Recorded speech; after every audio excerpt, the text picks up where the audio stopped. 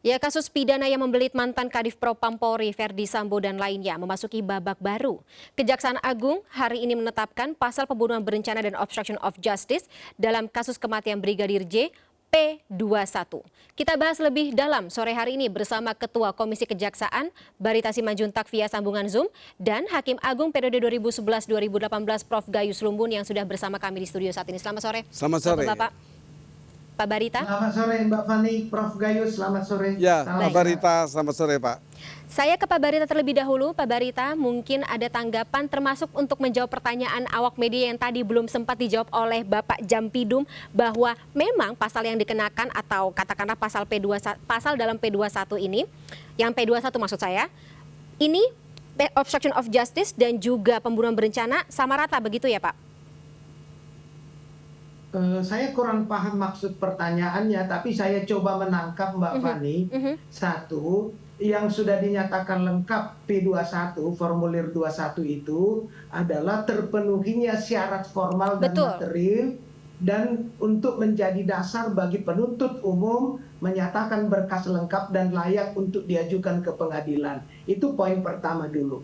Lalu substansi pasal yang disangkakan itu kan ada pasal pembunuhan berencana dengan sengaja 340, 338 yang dijungtokan dengan pasal 5556 pada kasus ke-5 tersangka itu.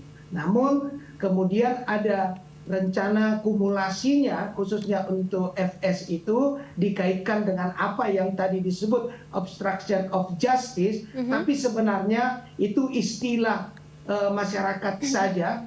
Nah, karena apa? Karena selain proses penghalang-halangan penyidikan itu ada dikaitkan juga dengan undang-undang ITE. Jadi obstruction of justice yang diperluas sehingga itu akan secara kumulatif ya, dan disebutkan itu akan didakwakan khusus terhadap FS. Sedangkan 6 yang lain tentu itu berkaitan dengan kasus yang obstruction of justice ditambah undang-undang ITE tadi. Nah, ini pemahaman yang kedua yang penting kita ketahui dulu Mbak Fani ya, sehingga berkas yang lengkap itulah menjadi syarat bagi jaksa untuk menyatakan layaknya perkara itu diajukan ke pengadilan untuk selanjutnya hakim mengadili yang disebut dengan penuntutan. Nah, inilah proses penuntutan dimulai. Nah, sebelumnya sesudah P21 ini kita menunggu agar penyerahan tersangka dan barang buktinya dapat dilakukan sesegera mungkin, sebab itu adalah syarat utama agar jaksa dapat melimpahkan berkas perkara yang lengkap tadi ke pengadilan. Sesegera mungkin itu berapa lama Pak Barita? Nah, KUHP kita menyatakan sesegera mungkin. Jadi tidak memberikan batasan waktu yang tegas. Tetapi asas peradilan kita kan, peradilan itu harus dilaksanakan secara cepat, sederhana, dan biaya ringan. Oleh karena itu kalau sudah berkasnya P21, penyerahan tahap 2 yaitu tersangka dan barang buktinya dilakukan, semenjak P21 tanggung jawab terhadap tersangka dan barang buktinya itu nanti yang akan diserahkan tahap 2 beralih dari penyidik ke penuntut. Selanjutnya inilah yang dilimpahkan oleh penuntut ke pengadilan supaya Ketua Pengadilan Negeri Jakarta Selatan menentukan hakim majelisnya dan ketua majelis hakim menentukan jadwal persidangannya yang pertama yaitu pembacaan dakwaan. Panjang perjalanan begitu Pak Barita ya? Baik. Ya. Baik. Prof. Gayus ada tanggapan? Ya, saya pikir tentu Pak Barata sudah sangat paham itu mengenai tadi disampaikan. Hanya saja mungkin kita ini perlu memandang juga dari masyarakat atau keadilan masyarakat ya, sebagai social justice itu melihat kelengkapan dari dakwaan yang tadi disampaikan ya. Ada yang mungkin perlu diperhatikan pasal 359 misalnya mengenai karena kelalaian ya. Ini berkaitan dengan perintah kepada staf yang lain untuk menembak atau memerintahkan. Nah, untuk ini menembak. Ya pada bagian tubuh yang mana yang Iya. diperintahkan itu bagian lain dari pasal 359 ya, mungkin kalau belum ya tentu ini akan menjadi kelengkapan. Kemudian satu lagi dakwaan yang mungkin akan menjadi keterkaitan ya, saya sendiri malah membuat sampai ketiga dakwaan sebenarnya, tapi mungkin bisa juga bertahap atau di spacing ya. Nah, ini mengenai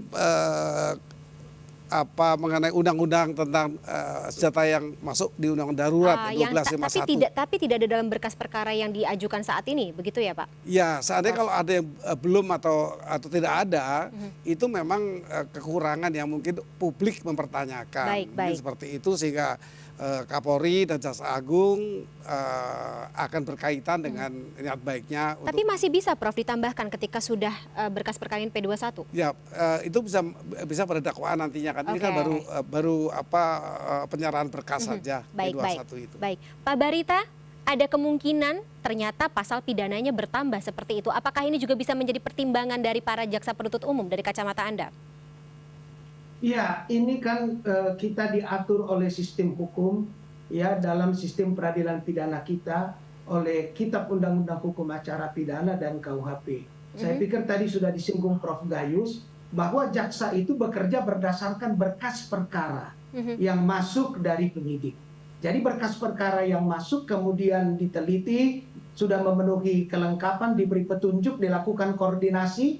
Nah, atas perkara pasal 340, 338 yang menjuntokan 5556 dan kemudian ada yang kita sebut tadi dalam tanda petik obstruction of justice. Bahwa kemudian ada berkas perkara soal beberapa perkara yang tadi disebutkan, saya kira kalau berkas perkara itu masuk adalah kewajiban jaksa penuntut umum untuk mendakwanya melalui proses persidangan yang akan dilalui dengan proses yang sama seperti yang sekarang sedang berjalan. Tetapi tentunya karena kita berpegangan pada KUHP tadi, maka sejauh berkas perkara tersebut mengatur atau melengkapi mengenai beberapa pasal-pasal itu, tentulah di dalam rencana dakwaan yang akan dibacakan nanti itu akan menjadi bagian dari hal-hal yang harus ada di dalam dakwaan tadi. Sebab dasar dari dakwaan itu adalah berkas perkara yang masuk, yang diteliti, yang kemudian diberi petunjuk.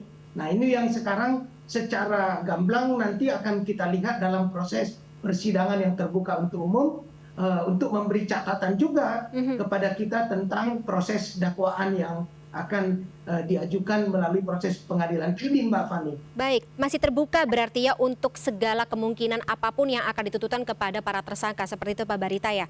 Pak Barita, juga masih muncul banyak kekhawatiran kepada masyarakat ketika tadi Jampido mengatakan bahwa kemungkinan besar memang semua dakwaan, semua berkas perkara ini akan digabungkan dalam satu bentuk dakwaan dan ditakutkan ini akan bisa memperingan hukuman atau memperingan tuntutan untuk para tersangka. Tapi kita tahan dulu Pak Barita, kita akan perdalam lebih lanjut di segmen berikut ini Pak Barita dan juga Prof. Gayus. Kita tahan dulu ya, MNC News Now akan segera kembali sesaat lagi pemirsa.